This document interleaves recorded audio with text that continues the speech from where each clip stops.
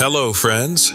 Today I want to show you how to install mileage blocker on BYD ATTO. On this model, the system cables are located at the back of the glove box.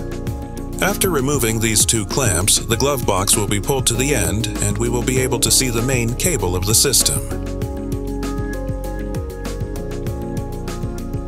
Unplug it and then take a close look at all the details. On the main cable of the speedometer, we pull out these two wires, purple and pink.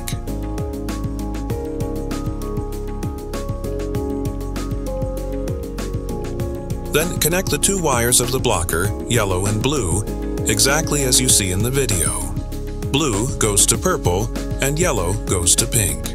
After that, connect the pink and purple wires disconnected from the system cable to the blocker, opposite the green and white cable on the other side. Exactly like that. Now, put the main plug of the speedometer back in place and also connect the power supply cable. That's all. Installation is complete. Good luck, friends.